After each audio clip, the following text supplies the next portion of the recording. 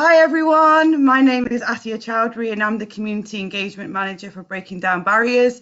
I'm here to tell you about a super exciting series of interviews that we have, and it's called Let's Talk Diversity. We are trying to gather lots of different perspectives from those within our network and beyond to tell us about diversity from people who live and breathe it and work in it.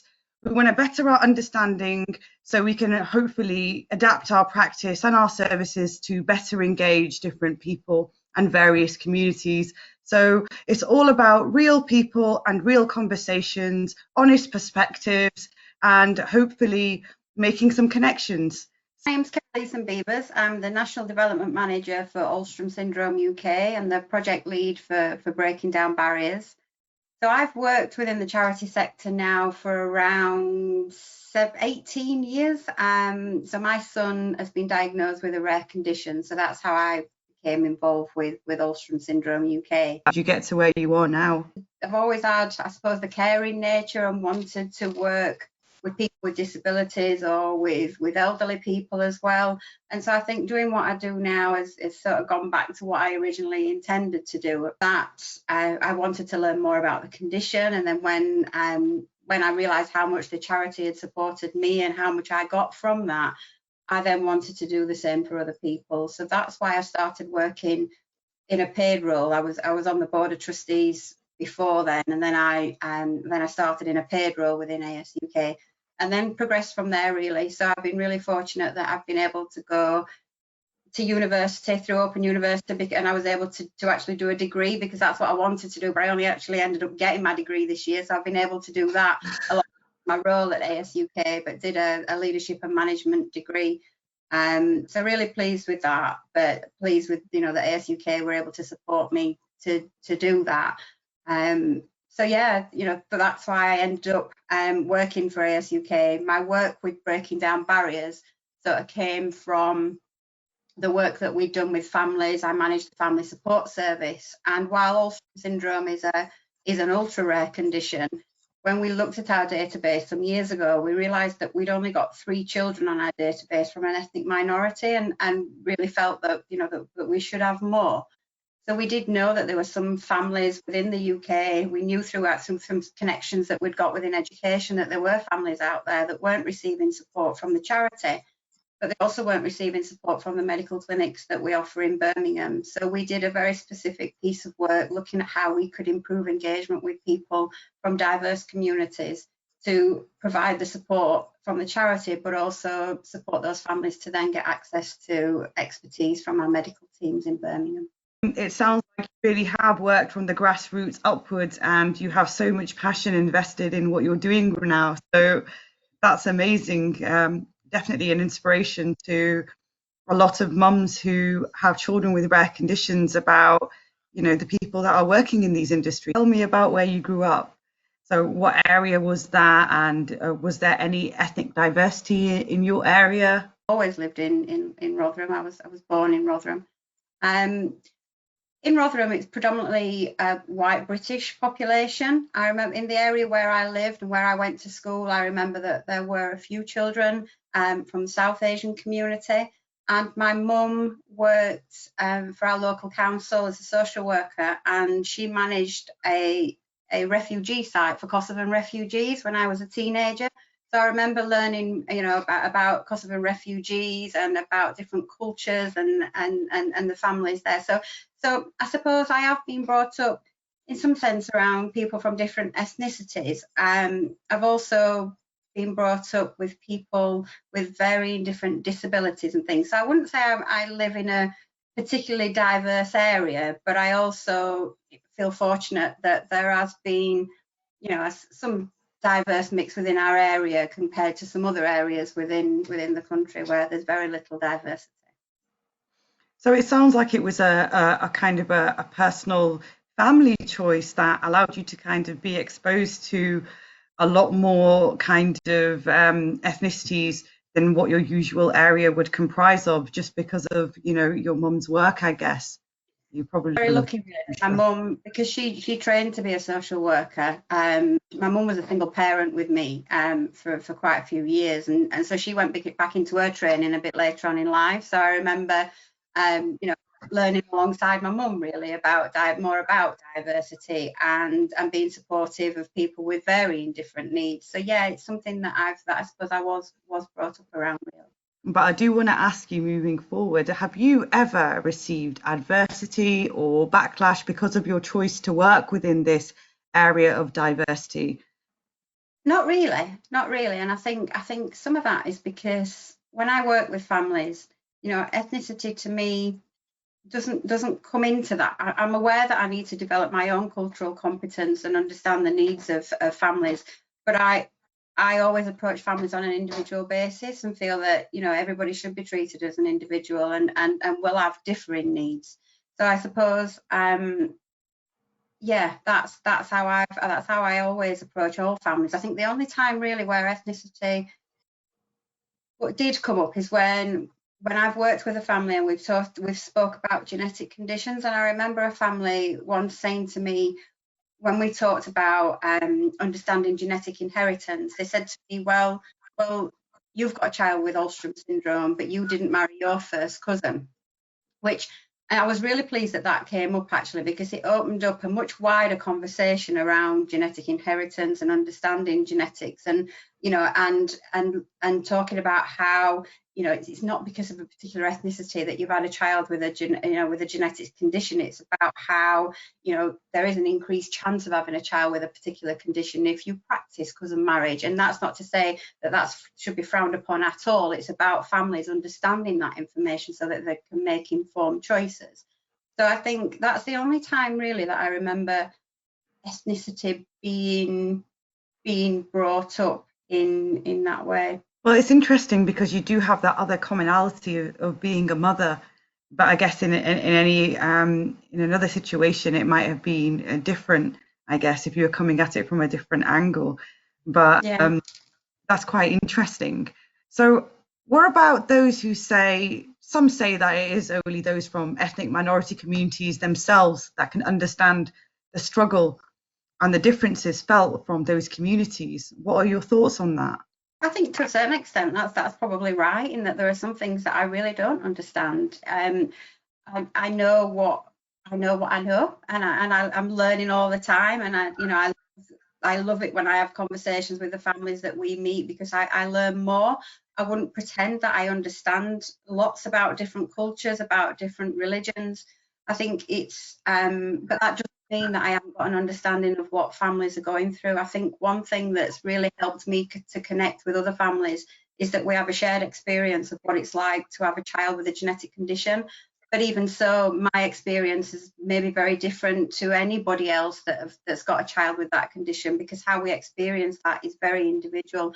But I think the fact that I'm able to demonstrate empathy and have some understanding is how we've, sometimes it's been easier to connect with other families. I remember when I first started the project with Alström Syndrome UK, we looked to employ somebody from within a community where there was a high ethnic minority population because we thought if they could speak the language, if they had more of an understanding of the culture and the religion, that really might help to break down a barrier, and help us to engage with that family.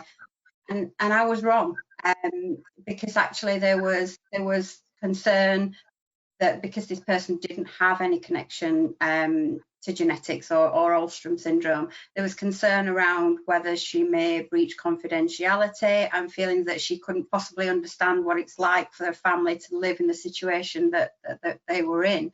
So, and they were able to connect with me because I was a mum and I did have some of that understanding. So there are some things that I think we can work hard to overcome. Some things are very difficult in terms of language barriers. I mean, we can, you can use interpreters and things, but there's challenges, we can develop accessible resources. Again, we need to be creative around that. But I think, we've managed to connect really well with families where English may not be their first language, but we've still found a way. We've found a way to communicate and to be able to offer support. I think that's quite an interesting thing that you've raised because some would say, if you're within the community, you're the one that can, access that community and get answers. But sometimes because of the privacy that people feel, the secrets that they want to keep within their family, sometimes speaking to an outsider about genetic issues and their health actually can work out better. So it's not a one shoe fits all kind of thing, or a one size fits all, sorry. Even, harder when they don't speak English. Genetics is such a complex language itself that people who are even educated would find hard to understand. So, yourself in the shoes of somebody who doesn't have English as the first language, that must be terrifying. And and I remember when we got the diagnosis, when I found out that it was an autosomal recessive condition, having no knowledge of genetics or inheritance or anything in the past, the blame that I felt, the guilt that I felt was terrible. And that is something that I passed on to my child. And and it took me a long time to come to terms and to understand that it wasn't my fault. It was genetics, and knowing that and having that knowledge, is useful moving forward. But back then I didn't know that, and I shouldn't have felt blame and guilt. But these are natural feelings that a lot of parents feel. So then, if you start to add on, issues around consanguinity, and increased chance of having a child with a genetic condition if you marry a close blood relative, those kinds of feelings, if they aren't managed appropriately and sensitively, how parents must then take that information and feel about that moving forward must be, increasingly difficult. So that sounds really, really difficult. And I think it would be so natural to feel responsible as a parent in that situation. And regardless of how true that is or not true, I think that would be a very natural reaction and a very hard one to overcome. So I'm going to ask you a little bit more about this. Do you think that ethnicity affects the way that you are treated or the services that you receive? To a certain extent, I do. And one of the things people often hear me say is we talk a lot about communities being hard to reach. We really try to avoid using that within breaking down barriers.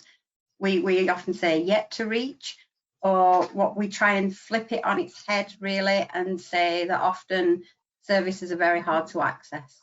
So I think that is something that we really need to work on, really, to make sure that services are accessible for our diverse population within the UK.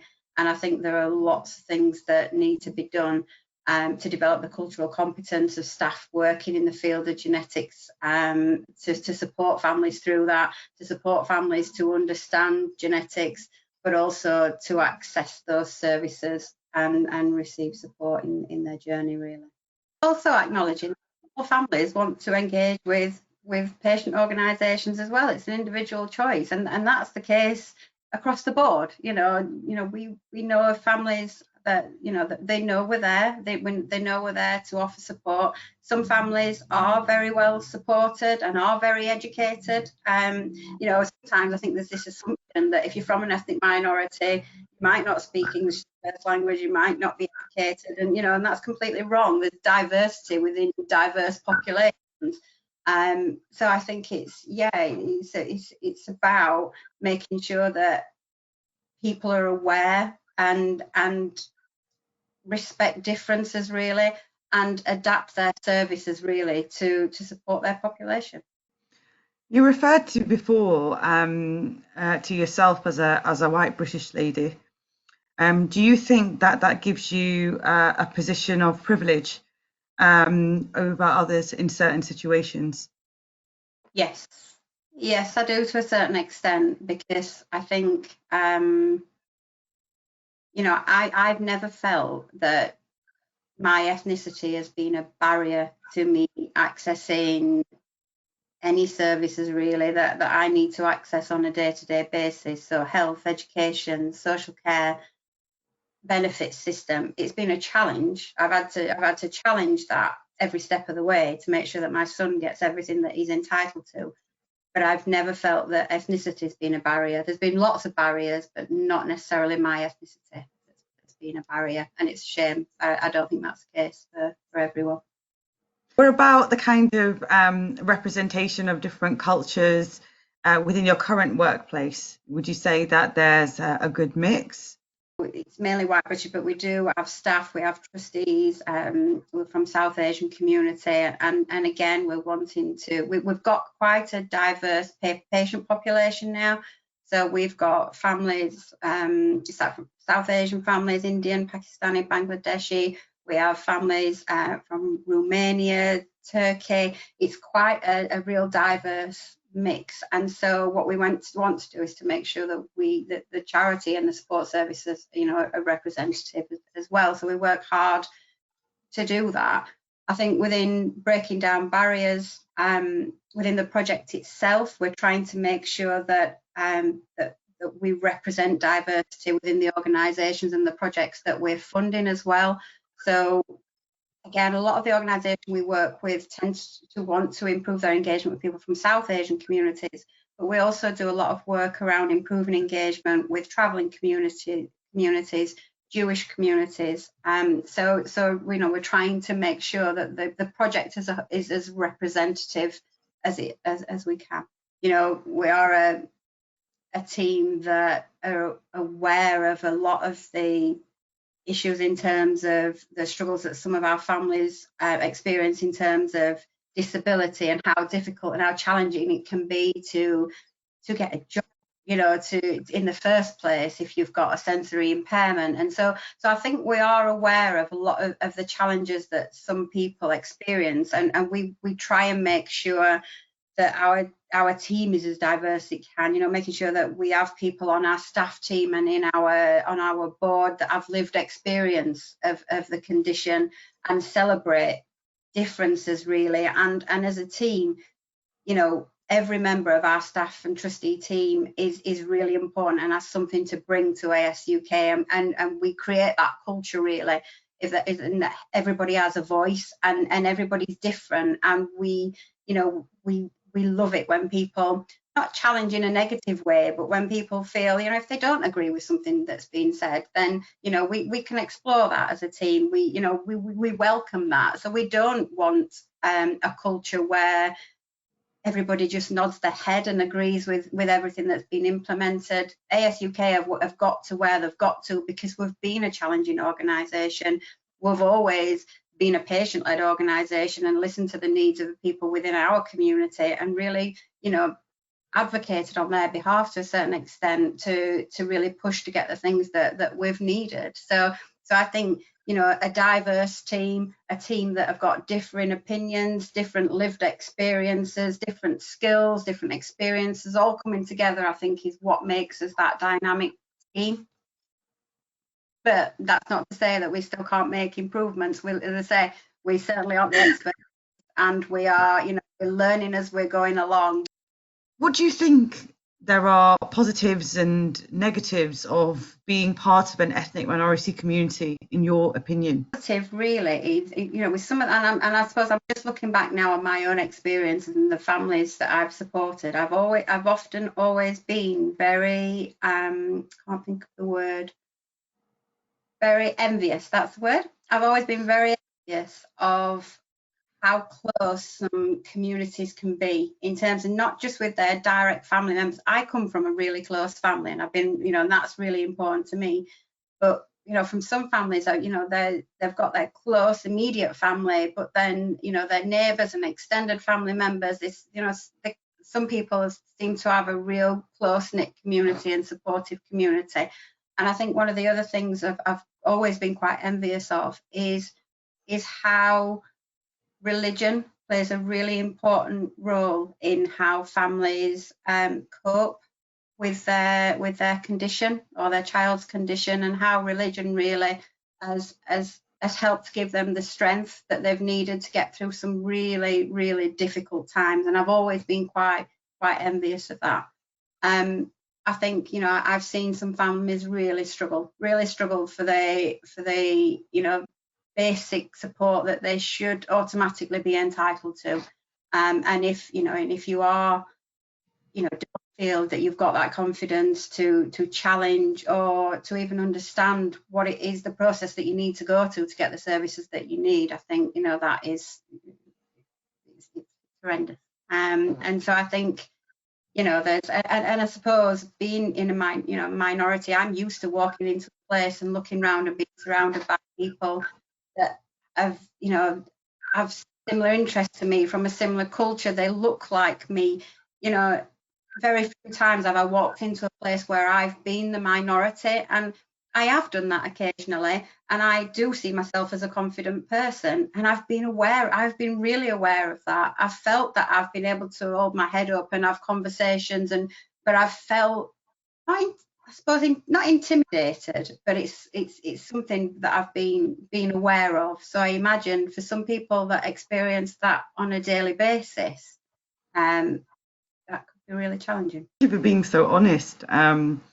I definitely think that for a lot of people that would resonate, especially when you're an ethnic minority going into that situation. So what do you think organisations can do to become more inclusive and diverse?